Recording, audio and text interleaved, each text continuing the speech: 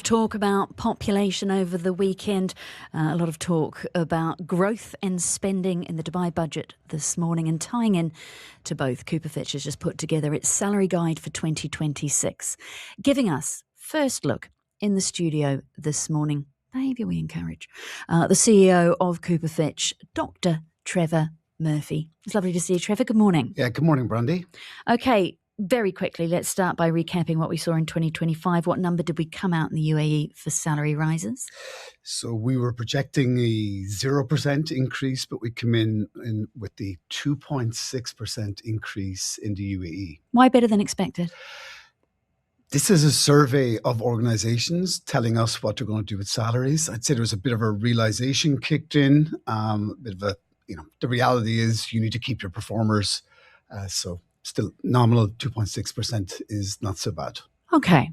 The headline figure, though, for 2026 that you are projecting is lower than that. Give me the number. 1.6%. And we're keeping it, we normally round up or down, but we're keeping it actual numbers. So 1.6, that's 1,200 organizations, nearly 1 million employees surveyed to get a 1.6 weighted average. So pretty skinny. If we look at what we saw last year, 0 going to 2.6%, are we going to see 1.6 coming in at a nominal 4%?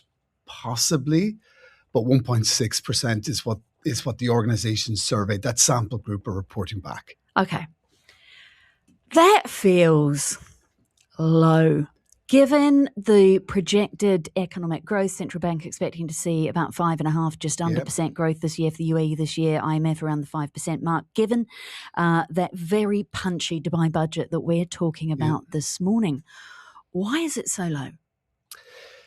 I mean, we've talked about the supply-demand curve, oversupply of population into a market that's already very popular and very enriched with candidates to want to come here anyway. So we're seeing that dynamic is changing.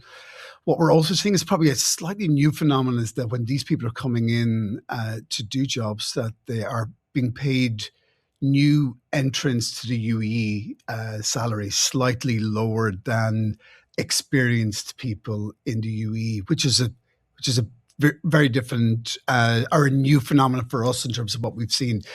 We see organizations sometimes taking advantage of this, but it's becoming a little bit more of a norm. So oversupply of people, we are creating jobs at still a very reasonable level, 2% quarter on quarter, just not keeping up with the population increases. The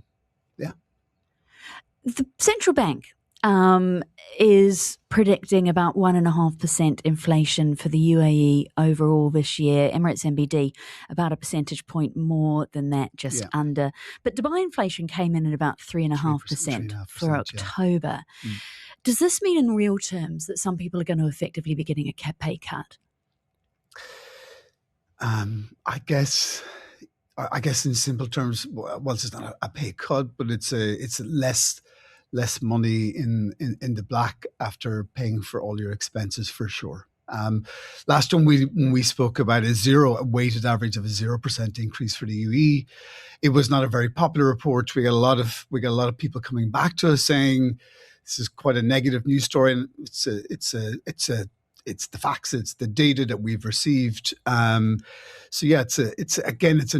feels like another tightening of belts. I think if we come in at that 1.6, but the reality is more like a 4%, that keeps up with EU and global standards of around 3 to 4% increase year on year for salaries. But that's, again, not what the survey is saying. The survey is saying 1.6% increase. Your report suggests that specialists might do better this year than those who are managing them, that specialists are going to do better than leaders. Talk me through that dynamic. It's a bit better in terms of the potential increase. Yeah. So, up to a 6 to 9% is the medium increase. I mean, doers, those individuals, those senior individual contributors, up to manager, maybe not managing that first level of manager. are in huge demand everywhere. People that understand technology, understand the work they're doing, successful at doing it, and can deliver to expectations. Globally, they're the hottest property. But here, yeah, for sure. But it's quite a big gap between what the leaders are expecting to see in this year's survey. Again, I know we've spoken about it before, but again, we are at the very high end of that top 75 percentile of salaries as well in the UAE, if you measure us against global organizations. One of the other anomalies in this report, given what we are hearing and seeing in the economy, 48% of organisations expect to increase headcount, which means that more than half don't expect to increase headcount, and nearly a third expect to cut jobs. Now, that surprises me given the rate of projected growth. What are companies telling you about why they're either going to cut jobs or they're not hiring? Yeah, 40% growing, 29% cutting. It's quite polarized. It's difficult to see exactly what's driving that. I would always say, irrespective, all ships don't actually rise at the same level. So even in sectors that are doing well, you've got organizations that are pulling back from the region.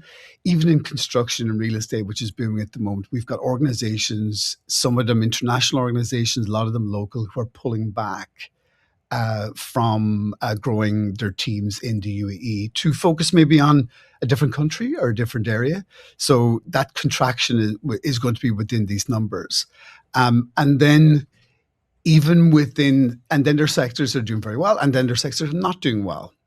We have to leave it there, unfortunately. We are out of time for you this morning, and it is a terrible place to leave this interview. Yeah. The CEO, Dr. Trefor Murphy of Cooper Fitch, thank you for your time.